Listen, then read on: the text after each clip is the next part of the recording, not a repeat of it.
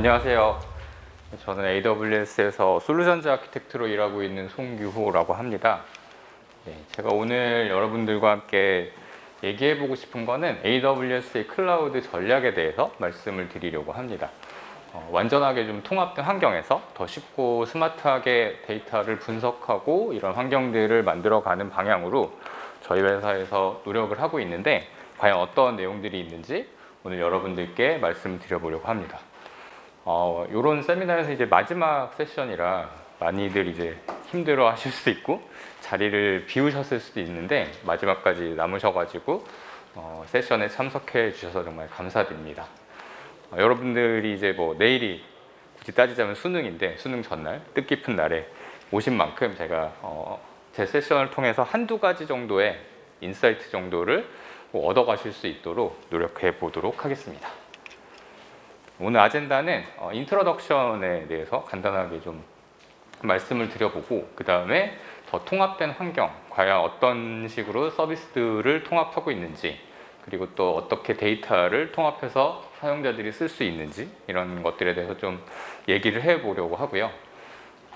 여기서 이제 데이터 메쉬, 오늘 좀 많이 들어보실 수도 있을 것 같은데, 데이터 메쉬가 어떤 개념이고 AWS에서 이런 것들을 어떤 식으로 준비하고 있는지를 좀 말씀을 드려보려고 합니다.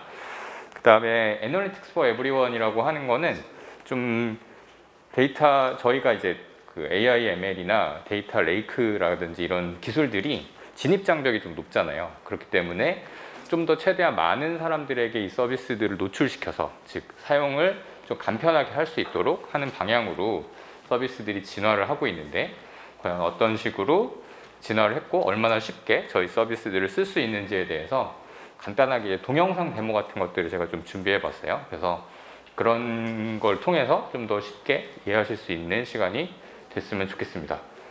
디지털 트랜스포메이션이라는 얘기 많이 들어보셨죠? 디지털 트랜스포메이션은 IT 기술이 비즈니스와 밀접하게 접목이 돼서 IT 기술로 인해서 비즈니스를 계속해서 개선하고 데이터들을 수집을 해서 고객의 니즈를 좀 더 빠르고 정확하게 파악을 한 다음에 이걸 또 빠르게 비즈니스에 반영을 시켜서 계속해서 서비스나 제품을 혁신하는 것을 의미를 하죠. 아마도 많이 익숙하신 개념이라고 생각이 듭니다. 디지털 트랜스포메이션은 이제 더 이상 선택이 아니라 필수죠. 이거 보시면은 S&P 500 기업들 중에서 1964년에는 S&P 500에 나와 있는 기업들 중에서 평균 수명이 한 33년 정도 됐어요. 2016년에는 한 24년 정도가 됐습니다. 이 자료가 이제 2018년에 포레스트에서 저 소스를 제가 명시해 놨는데, 2018년에 작성된 자료인데, 보시면 2027년에는 아마 S&P 기업들의 평균 수명이 12년밖에 되지 않을 거라고 예상을 하고 있어요. 여기서 이제 핵심은 디지털 트랜스포메이션을 적용하는 기업들과 아닌 기업들의 격차가 점점 벌어질 거라는 의미가 되고요. 좀 더 명확하게 수치로 보여드리면, 이게 이제 비교를 해놓은 자료거든요. 디지털 트랜스포메이션을 잘하는 기업과 그렇지 못한 기업들의 팀의 규모라든지 소프트웨어 릴리즈라든지 이런 게 얼마나 차이가 있는지를 나열을 해놓은 건데, 조그마한 팀들의 규모나 그 개수 같은 것들이 디지털 트랜스포메이션을 잘 하고 있는 애자일 방법론 같은 것들을 적용해서 저희 국내에서도 잘하고 계시는 기업들이 있잖아요. 투피자 팀 이런 거 들어보셨죠? 3배에서 5배 정도 잘하고 있는 기업들이 더 잘하고 있고, 그 다음에 소프트웨어 릴리즈 같은 경우에도 46배. 이런 건 밑에 보시면 아마존닷컴은 하루에 15,000개 릴리즈를 합니다. 스테이터스 쿠오닷컴, 여기도 이제 쇼핑몰인데, 여기서는 좀 오래된 쇼핑몰이죠. 여기서는 이제 소프트웨어 릴리즈를 한 달에 한 번 정도 하고 있어요. 그 다음에 리드타임 같은 경우에는 440배 정도. 그 다음 MTTR은 민타임 투 리커버라고 그 제조에서 나오는 개념인데, 이런 건 한 170배 정도 차이가 나고, 어마어마한 숫자에서 디지털 트랜스포메이션을 잘하는 기업과 그렇지 못한 기업의 차이가 벌어지고 있습니다. 디지털 트랜스포메이션에서 이제 가장 중요한 것이 몇 가지가 있는데, 그 중에 이제 가장 중요한 게 데이터겠죠. 데이터를 잘 모아서 정확하게 분석을 해야 고객의 니즈를 정확하고 빠르게 파악을 할 수가 있게 되고, 그거를 기반으로 해서 서비스를 개선하는데 반영을 빠르게 해야 이제 디지털 트랜스포메이션을 잘 하고 있는 기업이라고 평가를 받을 수가 있는데, 모든 것들이 다 데이터로 이루어집니다. 요즘 이제 뭐 애플리케이션의 배포 같은 경우에도 웹로고 같은 것들을 모아서 그걸 이제 APM 솔루션이라고 저희가 보통 하잖아요. 그 APM 솔루션을 이용해서 어플리케이션에 배포되는 상황이라든지, 뭐 예를 들면 머신러닝 모델 같은 것들을 심지어 만들어서 서빙을 한 다음에 배포를 한 다음에도 계속해서 이제 모니터링을 하죠. 모니터링을 한다는 게 뭐예요? 데이터를 계속 보고 있다는 겁니다. 데이터를 보면서 애큐러시라든지 에러율이라든지 이런 걸 끊임없이 수정을 해서 계속해서 모델을 개선하거나 소프트웨어를 개선하는 데 사용을 하고 있습니다.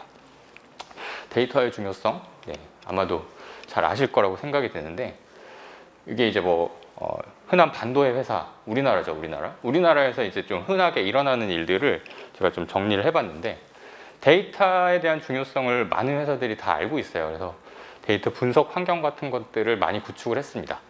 근데 어떤 회사에서 데이터 분석 환경이 분명히 있었는데 없어졌어요.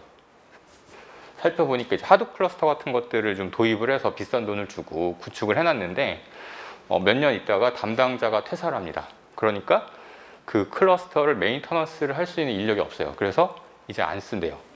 실화입니다, 실화. 제가 이제 돌아다니면서 들어보는 이야기인데, 데이터를 어딘가에다가 다 모아놓긴 했는데 어디에 어떤 데이터가 있는지를 파악이 안 돼요.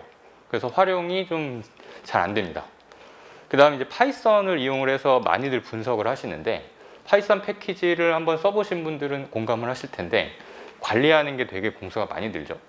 그 특정한 뭐 새로 나온 패키지 같은 거를 깔아가지고 써보려고 하면은 디펜던시가 쭉 걸려가지고 이걸 뭐 업데이트를 해야 되는데, 뭐 금융권 같은 데는 또 망분리돼 있고 막 가져와야 되는데 이걸 하다 보니까 에러 나고, 데이터 분석할 시간도 없는데 패키지 관리하는데 시간이 너무 많이 든다는 거죠.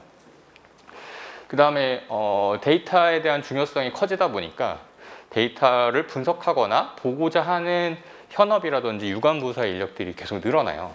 그런데 회사에 있는 리소스들이 한정이 돼 있다 보니까 뭐 DB 같은 것들도 그냥 리드 건업만 오픈을 해놓고 별도의 분석 환경 같은 것들을 제공을 하지 않는 거예요. 그래서 그 외에 전문적인 분석가들 외에는 자기 개인 노트북을 이용을 해가지고 데이터베이스에 있는 데이터를 익스포트 해가지고 사용을 한다든지, 이런 행태를 보이는 경우들이 상당히 많다는 겁니다. 그 다음에 또 비사 얘기를 또 볼게요. AIML을 도입을 하려고 봤더니 진입 장벽이 생각보다 높은 겁니다. 하둡 같은 경우도 물론 이제 AI, ML과는 차이가 있지만 하둡도 조금 어렵죠. 머신러닝이나 딥러닝 같은 것들도 도입을 해보려고 하다 보니까 처음에는 좀 따라갈 만한데 조금 깊이 들어갈수록 진입 장벽이 높아서 이것들을 잘 제대로 사용하는 게 너무 어렵다는 겁니다. 그 다음에 전문가들을 어렵게 채용을 했는데 어떤 식으로 콜라보레이션을 할지를 잘 몰라요. 그분들은 데이터를 또 잘 모르시고, 또 데이터를 알고 계신 분들은 그분들이 또 협업이 잘 안 된다고 얘기하시고, 그런 분들이 많습니다. 최대한 많은 사내의 인력들이 직접 데이터를 좀 다뤘으면 하는 요구사항들이 있는 거죠. 경영진들은 그런 식으로 많이 생각을 할 수밖에 없다는 겁니다. 그 다음 이제 퍼블릭 클라우드가 뭐 이렇게 좋다고 해가지고 퍼블릭 클라우드를 좀 써보려고 하는데, 쭉 들어가 봤더니 뭐 저희 회사 얘기입니다. 저희 회사 얘기. AWS 콘솔에 들어갔더니 비슷비슷해 보이는 서비스가 너무 많다는 거예요. 각기 다른 서비스들끼리 뭐 연계가 되는 건가, 뭐 보면 되는 것 같기도 하고 아닌 것 같기도 하고 헷갈리죠. 그 다음에 데이터 레이크 컨셉은 좋은데 여기다가 다 모아놓고 쓰다 보면 거버넌스 체계 같은 것들은 뭐 만들 수가 있는 건지, 과연 어떻게 해야 되는 건지, 이런 게 너무 어렵다는 겁니다. 그래서 AWS에서 저희 회사에서 이제 제가 뭐 제품을 디자인하는 입장은 아니지만 제가 한 4년 정도 일을 했는데, 일을 하면서 데이터에 관련된 서비스들을 쭉 보다 보니까 저희 회사에서 지향하고자 하는 방향들이 보인다는 거예요. 첫 번째로는 이제 제 오늘 세션의 제목처럼 통합적인 환경을 조성하는 데 굉장히 공을 많이 들여요. 데이터를 어떻게 통합을 시킬지, 사일로 되어 있는 데이터 소스들 간의 연계를 얼마나 간편하고 편리하게 할지, 이런 것들을 많이 생각을 하고 연계되는 디자인들을 많이 내놓는다는 거죠. 각 서비스들끼리 주고받을 수 있는 피처들을 제가 뒤에서 조금 더 자세히 말씀드리겠습니다. 그다음에 각 서비스들 간의 통합도 마찬가지입니다. 뭐 예를 들면은 세이지메이커라고 하는 머신러닝을 만들 수 있는 프레임워크 서비스가 있어요. 거기서 만든 머신러닝 모델을 저희의 RDS 오로라, 그냥 릴레이셔널 데이터베이스 서비스인데 거기서 만들어진 모델을 UDF 펑션으로 정의를 해서 바로 그냥 데이터베이스 내에서 호출해서 쓸 수 있게 하거나 뭐 이런 식으로 서비스들 간의 통합도 상당히 활발하게 이루어집니다. 그 다음에 이제 도메인 기반으로 거버넌스 체계를 잡을 수가 있어요. 데이터 레이크에서 레이크 포메이션이라고 하는 서비스를 이용을 해서 이런 것들을 만들게 되면 더 나은 통합 환경을 구축을 할 수가 있다는 거죠.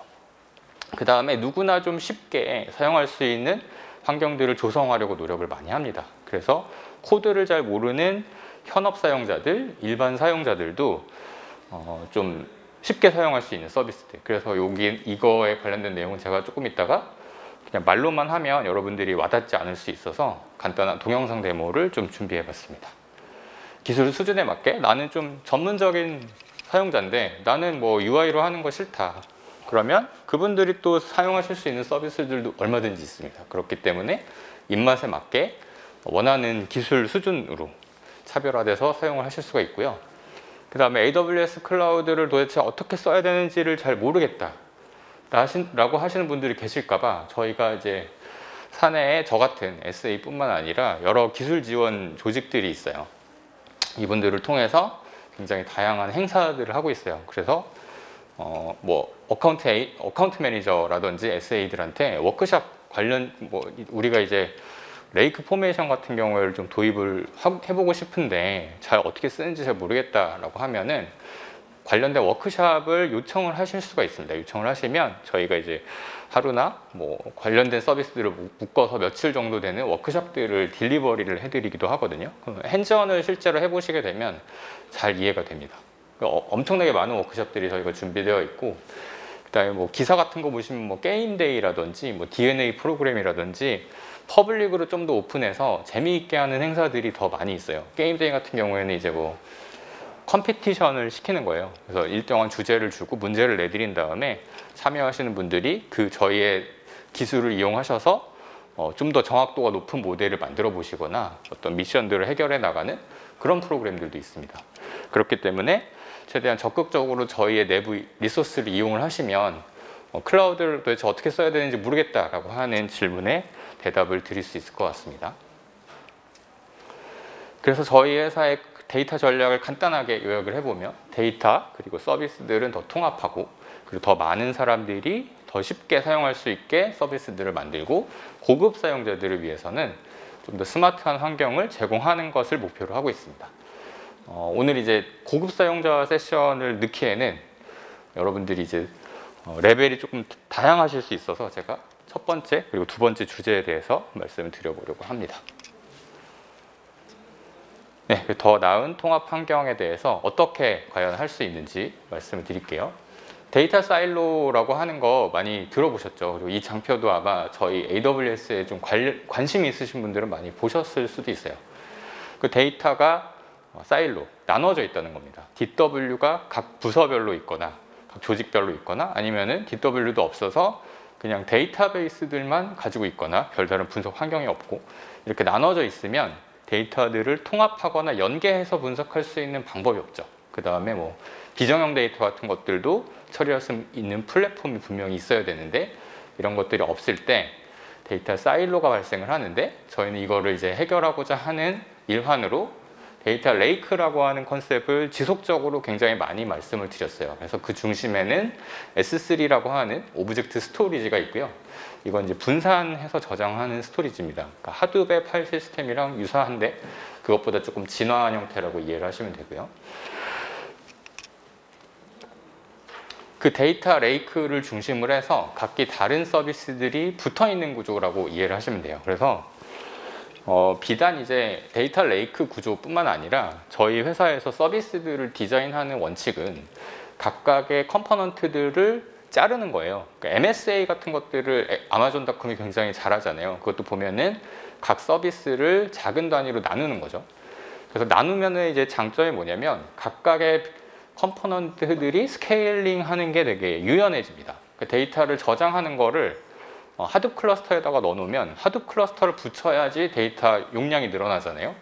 그런 게 아니라 데이터는 데이터 레이크에다가 두고 하둡 클러스터는 그냥 컴퓨팅 용도로만 사용을 하는 거죠. 그래서 이제 저장 공간 그리고 컴퓨팅 영역을 분리하는 그런 컨셉으로 디자인을 많이 하는데, 그런 측면에서 데이터 레이크가 중심에 있고 각각의 이제 원하는 빅데이터 처리는 EMR이라고 하는 하둡 서비스, 관계형 데이터베이스는 오로라라든지 뭐 다양한 데이터베이스 서비스들을 쓰시거나, 노시컬 DB를 좀 쓰고 싶다 그러면은 뭐 다이나모나 몽고DB, 다큐먼트DB, 몽고DB의 컴패터블한 다큐먼트DB 이런 것들을 사용하실 수 있고, 우리는 좀 머신러닝 하고 싶다 하시면 세이지메이커를 쓰실 수 있고요. 그다음에 데이터 레이크를 데이터 웨어하우스를 만들고 싶다라고 하면 레드시프트라고 하는 서비스가 또 있습니다. 이렇게 다양한 용도에 맞는 컴퓨테이션 영역을 만들어 놓을 수 있고, 중심에는 데이터 레이크가 있는데, 데이터 레이크에 있는 데이터들을 각각의 컴포넌트들로 가져가는, 인사이드에 있는 데이터를 아웃하는 방법은 어떤 게 있는지 예를 살펴보면, 예를 들면 웹 어플리케이션에 있는 클릭스트림 데이터 같은 것들을 모아서 이거를 직접 데이터 레이크에다가 수집을 해놓고, 수집을 하는 방법은 굉장히 다양합니다. 아까 전에 앞전 시간에서 컴플루언트 같은 것들을 쓰셔서 수집을 하실 수도 있고요. 그 외에도 다양한 방법으로 수집을 해놓으신 이후에 데이터 일부를 일일 보고 같은 거, 배치로 돌아서 일일 보고를 만드는 거를 데이터 웨어하우스 쪽으로 적재를 해놓고, 그 이후에 이제 퀵사이트라든지 이런 BI 툴을 붙여서 리포트를 발행을 하거나 하는 형태의 워크로드가 있을 수 있겠죠.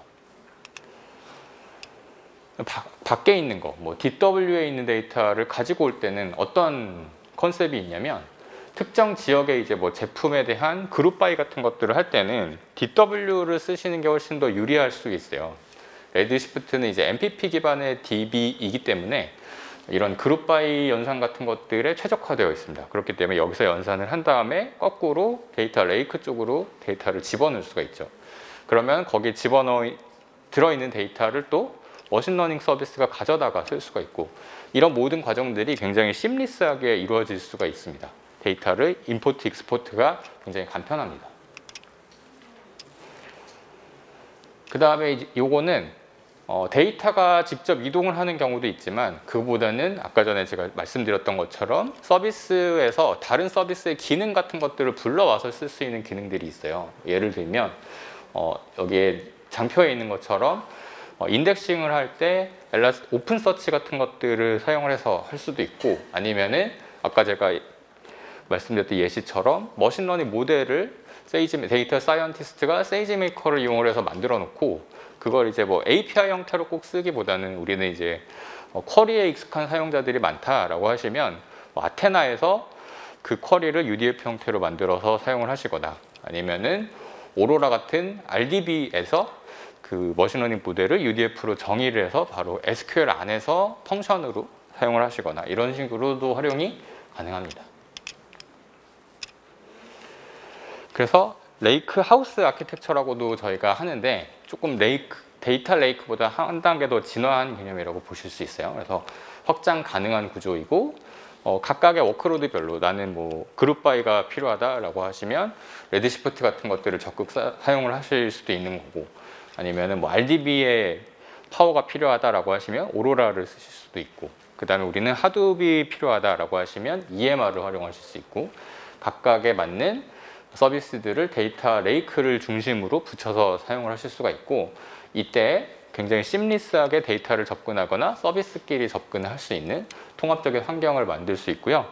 이렇게 됐을 때 좀 고민되시는 게, 거버넌스 체계는 그러면 어떻게 잡아야 될지, 이런 것들이 또 고민이 되시겠죠.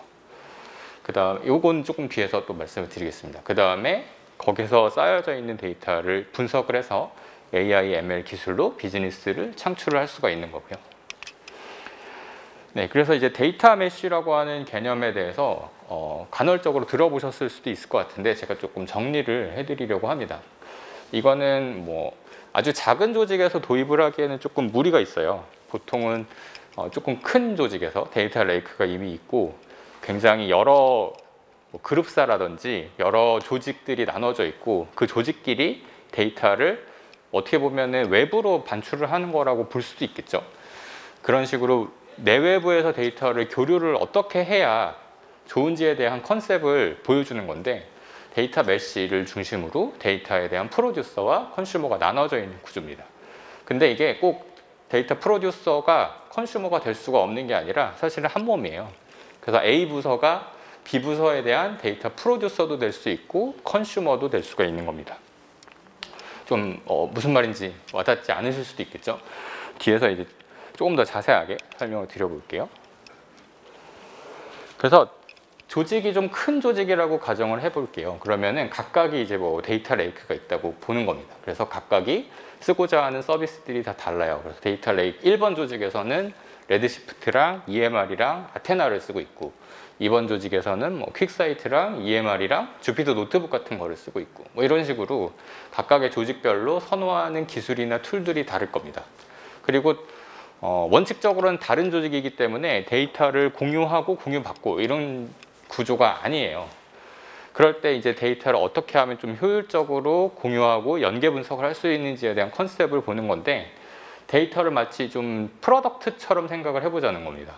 그래서 여기서 이제 중요한 거는 인센티브 구조를 좀 받침을 해줘야 돼요. 이건 좀 뒤에서 더 자세히 설명을 드리겠습니다. 그래서 데이터를 A 조직이 B 조직에 공유를 해줄 때 제품처럼 취급을 해야 되니까 메타데이터 같은 것들도 거기다 꼼꼼하게 넣어야 되고, 우리가 이 데이터셋을 이런 식으로 분석을 하고 적용을 해봤더니 잘 되더라 라고 하는 샘플 코드 같은 것들, 주피터 노트북이라든지 이런 것들을 같이 첨부를 해서 공유를 할 수도 있고, 그런 식으로 이제 체계를 만들어 놓고, 거버넌스 체계를 만들어 놓고 서로 간의 데이터를 공유한다면 우리 조직에 있는 데이터뿐만이 아니라 다른 조직에 있는 데이터를 연계해서 분석을 해서 더 많은 가치를 창출을 할 수가 있다는 거죠. 그래서 데이터 메쉬에서 중요한 컨셉이 이렇게 4가지가 있습니다. 그러니까 도메인이라고 하는 거는 그 각각의 조직들이 도메인에 대한 오너십을 그냥 총괄을 하는 거예요. 그 다음에 데이터를 제품처럼 취급을 해서 거기에 대한 분석이라든지 말씀드린 것처럼 메타데이터 같은 것들을 잘 정리를 해서 공유를 해줘야 다른 조직에서 우리 데이터를 쓸 거잖아요. 제품을 판다고 하는 측면에서 보면. 그 다음에 이제 데이터를 공유를 해줬는데 B 부서에서 A 부서의 데이터를 쓰다 보니까 잘 모르겠어요. A 부서 사람들을 뭐 요청을 하거나 우리 이거 잘 못 쓰겠으니까 니네 사람들이 와서 프로젝트를 해줘라, 이렇게 되면 안 되겠죠. 기본적으로 셀프 서브 데이터 플랫폼입니다. 그래서 상세하게 설명은 달되 자체적으로 해결을 할 수 있는 체계를 만들어야 되는 거예요. 그 다음에 각각의 조직끼리 데이터를 공유할 때 적절한 컴플라이언스나 거버넌스 체계를 만들어야 됩니다. 그래서 이제 그냥 다 오픈을 해놓는 게 아니라 특정한 데이터셋에 대한 접근 권한 같은 것들을 요청을 하는 거예요. B부서에서 우리 이 데이터셋을 써보고 싶어, 액세스 리퀘스트 투 액세스 이렇게 하면은 거기서 이제 검토를 해본 다음에 괜찮나 이 용도에서, 그러면 이제 억셉트 하면 사용을 할 수 있게 해놓고, 그 다음에 제품이기 때문에 로 데이터를 그냥 다 오픈을 해서 보여줄 수는 없겠죠. 넘어가면 안 되는 민감한 데이터들도 있으니까 그런 거 마스킹을 하거나 1차 가공 처리 같은 걸 해서 공유를 해줘야 됩니다. 네, 그래서 데이터 거버넌스랑 공유 사이에서 그 중간에서 밸런스를 잡는 게 굉장히 어렵습니다. 그래서 이거는 이제 기업 관계자들을 대상으로 저희가 좀 인터뷰를 해놓은 내용을 정리를 해본 건데, 데이터의 디스커버리 레벨에서는 데이터를 찾고 공유하는 게 좀 어렵다. 그리고 내가 필요한 데이터를 굉장히 복잡한 그 뭐 승인 절차 같은 것들을 거쳐서 하면은 뭐 지금 당장 필요한데 한 달 뒤에 쓸 수 있고 이런 건 의미가 없잖아요. 내가 필요한 데이터에 제때 좀 접근을 하고 싶다. 그 다음에 이 데이터가 써보고 싶은데 뭔 의미인지 잘 모르겠고 어떻게 활용해야 되는지 잘 모르겠다, 이런 고민들이 있으십니다. 그 다음에 뭐 인센티브 같은 것들이 분명해야 데이터를 제품처럼 취급해서 B 부서에 공유를 했을 때 A 부서에 대해 줄 수 있는 인센티브가 있어야 되잖아요. 그렇기 때문에 뭐 데이터 조직에 대한 KPI 같은 것들을 디자인을 해서 여기에 녹여야 이 개념이 확실히 자리를 잡을 수가 있는 거고요. 그 다음에 뭐 민감한 데이터 같은 것들 때문에 이제 가공 같은 것들을 1차적으로 처리를 하고 이렇게 해야 되는 겁니다. 시간이 조금 제가 뭐 너무 사족을 많이 붙였는지 별로 없어서 이건 이제 나중에 발표되는 배포 자료를 보시고 또 읽어보시면 좋을 것 같고요. 그 데이터 메시가 이제 모든 사람들한테 데이터 메시 구축하세요 이런 얘기를 하고 싶은 게 아니라 이런 고객들한테 필요한 개념이에요.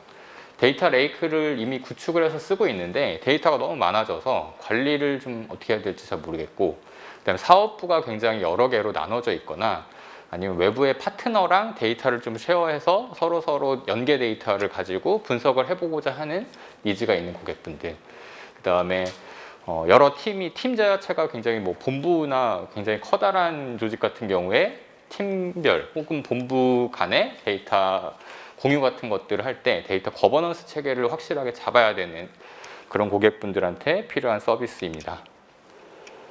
그래서 이거는 저희 서비스에 좀 익숙하지 않으신 분들이 보시면 어려워 보실 수도 있는데, 뭐 예를 들면 뭐 데이터 로케이션을 등록을 하고 레이크 포메이션이라고 하는 서비스를 이용을 해서 이제 그 각각 다른 어카운트거든요. 각각 다른 고객을 가정을 하기 때문에, 그래서 다른 어카운트에다가 데이터를 공유해 줄 수 있는 크로스 어카운트에다가 이제 쉐어할 수 있는 권한 같은 것들, 그런 것들을 설정을 하셔야 되고요.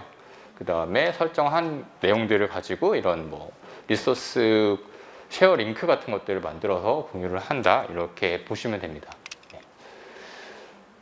그래서 저희가 이제 이거를 그냥 컨셉적인 얘기로만 이야기하는 게 아니라, 그렇다고 정식 서비스를 아직은 출시하진 않았어요. 오픈소스 툴로 저희가 제공을 하고 있고, 데이터 메시 헬퍼 라이브러리라고 하는 게 있어요. 그래서 데이터 메시 유틸즈라고 하는 명령을 통해서 저희가 제공하는 명령이나 이 데이터 메시를 구성하는 데 유용한 툴들을 제공을 하고 있고요. 그 다음에 포털, 오픈소스 포털을 저희가 만들었습니다. 그래서 이제 유럽 쪽에서 아마 만들었던 것 같은데, 여기 이제 프로서브가 들어가서 한번 프로젝트를 한 다음에 이걸 오픈소스화 시켜가지고 저희가 다 올려놨어요. 그래서 이거를 자유롭게 다운을 받으셔서 이 데이터 메시 포털을 구성을 하실 수가 있고, 이걸 가져가셔서 원하시면 이제 커스터마이징 같은 것들을 해서 쓰실 수도 있습니다. 그래서 조금 보여드리고 싶어요. 요거 데모가 아주 짧은 데모긴 하지만, 기본적으로는 이제 글루라고 하는 데이터 카탈로그를 백그라운드에 두고서 데이터를 이제 공유하거나 거버넌스 체계를 잡는 구조이고요. 그럼 보시면 이런 포털이에요. 여기 이제 오픈소스 다운받아서 하시면 만드실 수 있고, 이제 내가 이제 C 데이터셋에다가 접근할 수 있는 권한을 요청을 하는 겁니다. 저희가 이제 내부적으로 요즘에는 뭐 지라나 이런 티켓 기반으로 다 일을 하잖아요. 그래서 이제 이 데이터셋에 접근을 하고 싶고 우리가 이런 데 쓰고 싶다라고 하는 디스크립션 같은 것들을 달아서 액세스에 대한 리퀘스트를 하면 다른 조직에서 이거를 뭐 이제 억셉트 하게 되면 공유해서 쓸 수 있고, 여기에 대한 결과 같은 것들을 볼 수 있고, 거기에 대한 인센티브 같은 것들도 줘야 되겠죠. 네. 그 다음에 이제 저희가 좀 간편하게 데이터를 활용하거나 분석할 수 있는 방법들을 많이 고민을 하고 있는데, 대표적인 서비스 2개를 제가 오늘 준비를 했습니다. 그래서 첫 번째 서비스는 데이터 프리퍼레이션에 대한 고민들이 되게 많으시잖아요. 머신러닝 모델을 만드는 것도 중요한데, 모델을 만드는 것보다 한 80% 정도의 시간을 앞단에서 데이터 전처리를 하는 데 쓰고 있다는 통계 많이 보셨죠. 그렇기 때문에 저희가 생각해 본 게 이 데이터 브루라고 하는 서비스고요. 요거는 이제 주피터 노트북 같은 걸로 뭐 EDA나 데이터 프리퍼레이션 작업을 잘 하시는 분들은 그냥 그거를 쓰시면 되는데, 그렇지 않고 좀 현업 사용자들이나 테크니컬 기반 기술들이 조금 약하신 분들이 좀 더 많이 데이터를 활용하실 수 있게 디자인된 툴이라고 보시면 돼요. 그래서 모든 것들이 이제 GUI 기반으로 제공이 되고 서버리스입니다. 그래서 관리하셔야 되는 서버 같은 것들은 없고, 이걸 이용해서 어떤 컴퓨테이션 액션을 돌렸을 때 거기에 대한 뭐 사용 요금 정도를 내시는 겁니다. 그래서 이제 EDA에 필요한 여러 가지 기능들, 데이터 프로파일링이라든지 여러 가지 기능들이 다 들어가 있는 서비스라고 보시면 되고, 프로파일링을 해가지고 데이터의 패턴이나 뭐 쓰레기 데이터 같은 것들을 찾아가지고 이런 것들을 제거하거나, 아니면은 뭐 데이터셋 간에 연계를 해서 조인을 해가지고 새로운 데이터셋을 만들거나, 뭐 그 다음에 트랜스포메이션이 필요하시면 코드를 짜시는 게 아니라 저희가 한 250개가 넘는 트랜스포메이션 펑션 같은 것들이 있어요. 그거 그대로 사용을 하실 수 있고요.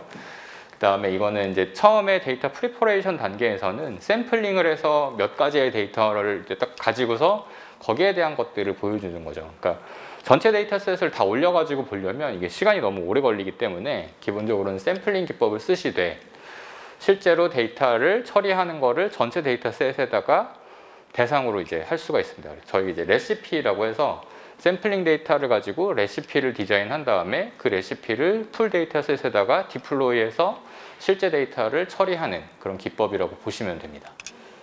근데 이것도 데모를 보시는 게 훨씬 더 자연스러우시겠죠. 그래서 이거는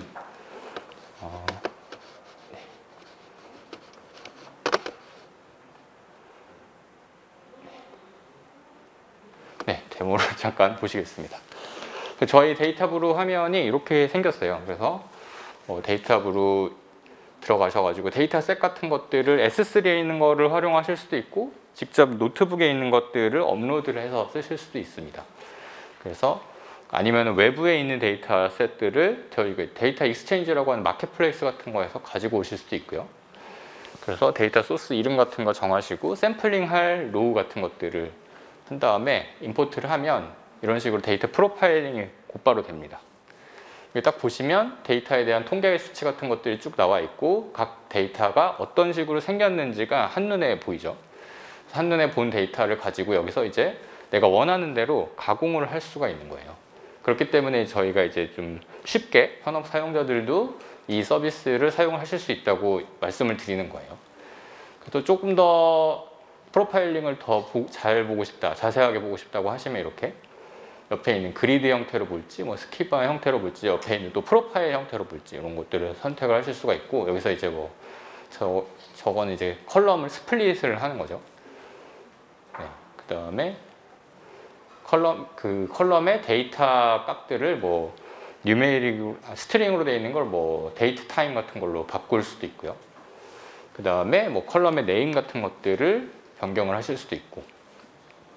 그래서 이제 특정한 데이터 컬럼에 대한 좀 더 상세한 그 컬럼에 대한 상세한 정보를 보시고 싶으시면 이렇게 클릭을 하시면 오른쪽에 이렇게 데이터 퀄리티에 대한 통계 정보 같은 것들이 나오고 이제 뭐 쓰레기 값 같은 거 스페셜 캐릭터가 좀 필요가 없다 그런 것들을 제거를 하려고 하면 제거를 하실 수도 있고요. 그 특정한 패턴 같은 것들을 그 다음에 이제 뭐 미싱 밸류가 너무 많다 그러면은 그 컬럼의 미싱 밸류 같은 것들을 제거해주는 작업 같은 것 그 로의 미싱 밸류를 제거하는 작업 같은 것들을 할 수가 있고 그 밸류가 분포되어 있는 것들을 보시면 뭐 예를 들면 이렇게 바이너리로 두 가지 값밖에 없다라고 하면 머신러닝 모델 같은 거 만들 때는 이제 이거를 숫자로 치환을 해서 사용하는 경우도 많이 있잖아요.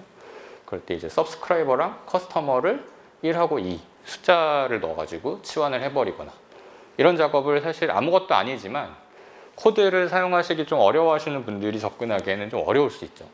그다음에 전체 데이터셋이면 데이터가 뭐 한 몇 테라가 되는 데이터인데 이런 거를 뭐 한 번에 트랜스포메이션이나 가공하는데 어려움을 겪으실 수도 있어요. 그럴 때 이 서비스를 쓰시면 굉장히 간편하게 이런 작업들을 하실 수가 있고 뭐 생각하시는 굉장히 많은 작업들이 됩니다. 뭐 그룹 바이 같은 것도 돼요. 뒤에서는 이제 저희가 사용하는 여러 가지 데이터 레이크에 관련된 애널리틱 서비스들이 백그라운드로 돌아가는 거고요. 그래서 뭐 그룹 바이를 한 거를 새로운 테이블로 만들지 아니면 새로운 컬럼으로 만들어서 여기다 추가를 할지 이런 것들을 체크를 할 수가 있고 프로파일로 보면은 좀 더 정확하게 각각의 뭐 컬럼들끼리의 코릴레이션 값이라든지 아니면은 좀 더 정확한 통계 같은 것들을 보여주기도 합니다. 요건 이제 아까 전에 샘플링된 데이터를 가지고 하기 때문에 속도가 되게 빠르게 나오는 거고요. 실제로 작업이 돌아갈 때는 전체 데이터셋을 대상으로 돌아갑니다. 네. 이런 형태로 데이터를 보실 수가 있고 이제 뒤에서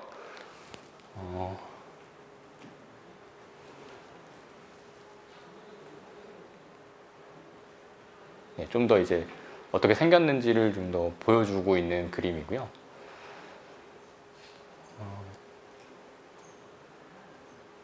실제로 이제 데이터를 가공을 하는 절차는 아까 전에 이제 작업을 할 때 보면 이 오른쪽에 add step 해가지고 레시피에 대한 스텝들이 이렇게 쭉 나열이 된 거를 보실 수가 있어요. 여기 이제 데이터를 조인하는 거네요. 그래서 아까 전에 맨 처음에 썼던 데이터랑 새로운 데이터를 두 개를 이너 조인을 걸어서 컬럼은 어떤 컬럼을 써서 조인 키를 쓸지 이런 것들을 해서 새로운 데이터를 옆으로 이렇게 붙여서 가공을 할 수도 있고, 여기서 이제 원치 않는 컬럼이 있으면 이런 것들은 빼고, 새로운 데이터셋을 만들 때 이런 컬럼 빼고 뭐 이런 것들도 선택을 할 수가 있고, 여기 옆에 보시면 이 레시피에 대한 스텝이 정의가 되어 있죠. 이거를 만든 다음에 전체를 이제 잡으로 만드는 거예요. 잡으로 만들어서 전체 데이터셋에 돌릴 수도 있고, 이거를 이제 스케줄링을 걸어서 주기적으로 데이터가 들어오면 이 지금 정의한 작업이 주기적으로 돌 수 있게, 뭐 하루에 한 번씩, 뭐 일주일에 한 번씩 이렇게 돌 수 있게 정의를 할 수도 있고요. 그 다음에 이제 퍼블리시를 하게 되면 이게 이제 실제 잡이 디플로이 되는 그런 거라고 보시면 됩니다. 그 다음에 이제 돌아가는 작업에 대한 모니터링 같은 것도 가능하고요.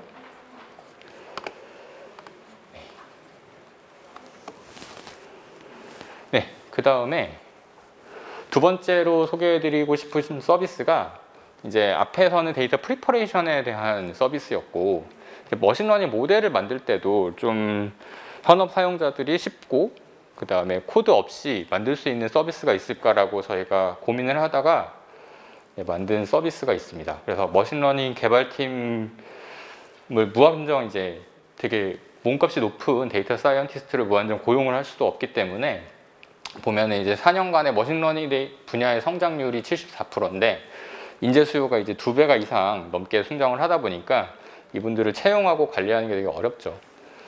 그래서 이제 데이터 사이언티스트 팀이 좀 더 쉽게 이런 것들을 할 수 있으면 되게 좋은 거고, 나아가서는 현업 사용자들이 머신러닝 모델까지 만들 수 있으면 굉장히 회사 전체 데이터 분석의 생산성을 높일 수가 있는 일이 될 거잖아요. 그렇기 때문에 만든 서비스가 세이지메이커 캔버스입니다. 캔버스, 그러니까 도화지 같은 거에다가 그림을 그리듯이 머신러닝 모델을 학습을 할 수 있는 서비스다, 이렇게 이해를 하시면 돼요. 그래서 머신러닝 모델을 굉장히 쉽고 빠르게 할 수 있는 서비스고, 뒤에는 이제 뭐 AutoML 기반으로 이제 내가 몇 가지에 대한 것들을 정의를 하면은 얘가 이제 비교를 해서 최적의 알고리즘이나 파라미터 같은 것들을 설정해서 하는데, 어떤 것들을 설정을 했는지 나중에 데이터 사이언티스트 팀에다가 공유를 해줄 수도 있어요. 그래서 데이터 전문가들이 모여있는 팀이 그걸 보고서 이거는 이런 식으로 튜닝을 하면 더 좋겠다라고 하면 고칠 수도 있고요. 마찬가지로 서버리스 서비스이기 때문에 사용하신 만큼만 거금이 됩니다. 이것도 제가 뭐 많은 얘기를 하기보다는 짧은 데모 한 1, 2분짜리 데모인데 이거를 보시고 마치겠습니다. 그래서 이제 세이지메이커 캔버스 화면을 보시면 런치 앱에서 이제 캔버스라고 하는 거를 오픈을 하면 이런 화면이 나와요. 여기서 이제 데이터셋을 임포트를 해가지고 사용을 해볼 텐데, 뭐 샘플이니까 어떤 사용자들의 연봉이 50K가 넘을지 안 넘을지에 대한 바이너리 클래시피케이션을 하는 예제라고 보시면 됩니다. 그래서 CSV 파일 하나를 이용을 할 거고요. 뭐 S3에 있는 데이터셋 같은 것들을 보통은 이용을 하시겠죠. 데모니까 이제 로컬에 있는 걸 보실 거고, 마찬가지로 이제 빠르게 프리뷰를 해가지고 내가 필요한 피처들, 컬럼들을 선택을 하거나 빼버리거나 이런 데 쓸 수 있는 여러 가지 기능들이 내장이 되어 있습니다. 그 데이터셋을 선택을 해서 업로드를 하게 되면 프로세싱 되면서 세이지메이커 캔버스 쪽으로 올라오고요. 그 다음에 모델을 바로 만들 수가 있습니다. 그래서 퀵 모델이 있고 스탠다드 모델이 있는데, 퀵 모델을 만들면 이제 뭐 데모그래픽 모델 뭐 이런 식으로 정의를 해가지고 모델을 만들 수가 있고, 굉장히 이거는 아마도 내부적으로는 그냥 머신러닝 알고리즘을 쓰는 게 퀵 모델인 것 같고, 그 다음에 딥러닝 알고리즘 같은 거를 쓰는 게 스탠다드 모델인 것 같아요. 제 생각에는. 저도 잘 모르지만 그 내부 자료여가지고 저도 잘 모르지만 아마 그런 것 같습니다. 그 스탠다드 모델은 학습 시간이 좀 길고 퀵 모델은 굉장히 빠르게 학습이 되고요. 여기서 이제 학습을 하면서 아까 전에 프리뷰 같은 것들을 보시게 되면 샘플을 쫙 해가지고 이 데이터셋으로 실제 모델을 만들었을 때 정확도 같은 것들을 뭐 몇 가지 샘플 해가지고 하면은 되게 빠르게 볼 수가 있잖아요. 그런 것들을 바로 볼 수가 있습니다. 그래서 처음부터 모델을 만들면 그 모델의 트레이닝에 되는 컴퓨팅 리소스를 많이 쓰기 때문에 프리뷰 모델 같은 걸 해서 샘플 데이터를 가지고 빠르게 한번 확인을 해보는 거죠. 그래서 프리뷰 모델을 해본 다음에 어떤 피처가 이 결과값을 타겟 밸류에 어느 정도의 영향을 미치는지를 이렇게 또 통계적인 정보로 제공을 해줘요. 그럼 이걸 쭉 본 다음에 좀 머신러닝 학습을 할 때 이게 50K가 넘냐 마냐를 가지고 학습을 하는 건데 성별이라든지 인종에 대한 것들을 넣어서 학습을 하면 문제가 혹시 될 수도 있잖아요. 그렇기 때문에 이런 것들이 이제 실제 모델 학습 단계에서는 제거를 해주는 겁니다. 제거를 하고 업데이트를 해보면 아마 애큐러시 같은 거는 변동이 많이 없는데 이건 데모니까 근데 나중에 이제 하시면서 모델 이제 프리뷰로 해가지고 여러 가지 조건을 테스트를 해보시면서 정확도가 높은 피처들만 여기서 이제 골라가지고 실제 모델을 학습을 할 수가 있는 거죠. 그래서 바이너리 클래시피케이션을 하는 거고요. 여기서 이제 여러 가지 형태의 예측이 가능합니다. 뭐 타임 시리즈 데이터 같은 경우에는 포캐스팅도 가능해요. 그래서 퀵빌드 해가지고 아까 전에 말씀드렸던 것처럼 퀵빌드랑 스탠다드 빌드가 있는데 퀵빌드를 하면 굉장히 빠르게 모델이 학습이 되고요. 보면은 이제 뭐 저희가 지금 모델을 만들고 있는데 코드를 하나도 안 짰죠. 그냥 GUI에서 클릭 해가지고 타겟 밸류 어떤 거 세팅할지, 그 다음에 어떤 피처를 써서 할지 이런 것들을 되게 간편하게 GUI 기반으로 이제 보면서 그 다음에 이제 학습을 할 때도 이 각 피처에 대한 분포 같은 것들, 통계 정보 같은 것들을 이렇게 얘가 알아서 데이터도 지금 그래프가 각각의 피처에 맞는 데이터로 다 바뀌잖아요. 그래서 이렇게 보시면서 확인을 할 수가 있고요. 그 다음에 실제로 여기서 이제 빌드한 모델을 가지고 프리딕트, 실제 데이터셋에다가 집어넣어보는 데모도 있는데 그 다음에 뭐 스코어링 시트에서는 옆에 이제 영어긴 하지만 근데 이제 세이지메이커 캔버스가 서울 이전에 출시가 됐는데 이게 이제 아마 한국어로 지원은 아직 안 되는 걸로 알고 있지만 어쨌든 영어지만 여기에 대한 뭐 모델에 대한 설명 같은 것들도 여기에 나옵니다. 그 다음에 프리딕션을 할 때 이거는 이제 테스트 용도로 한번 이제 조건 같은 것들을 바꿔서 내가 얼마 정도 그 데이터를 하나 이제 샘플로 만들어 가지고 한번 해보는 거죠. 요건 이제 실제에서는 많이 사용을 할 것 같진 않고 테스트할 때 한번 써보는 그런 기법이라고 보실 수 있고요. 그래서 여기서 이제 뭐 남자 유저 데이터를 이제 바꿔가지고 한번 해보는 겁니다. 프리딕트 해보면 프리딕션이 이제 저 조건의 데이터에서는 이 사람이 이제 50K가 넘을 확률이 뭐 60%인지 40% 아닐 확률이 40% 뭐 이런 식으로 나온 거고 배치 프리딕션 같은 경우에 이게 이제 실제에서 많이 사용이 되겠죠. 그래서 실제로 이제 타겟 밸류가 없는 실제 데이터셋을 가지고 우리가 지금 만든 퀵빌드로 만든 모델에다가 집어넣어서 한번 테스트를 해보는 겁니다.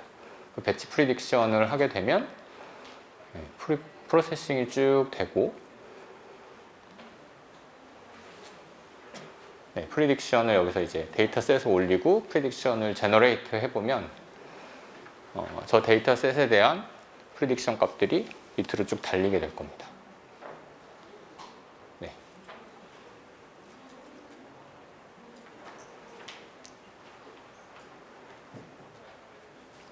결과값을 다운로드 받을 수도 있고요. 데이터셋이 얼마 안 되는 경우에는 이렇게 미리 보기로 보실 수도 있고 그 다음에 여기서 이제 전체를 보여주진 않겠죠. 전체 결과값을 볼 때는 다운로드를 해서 볼 수가 있습니다.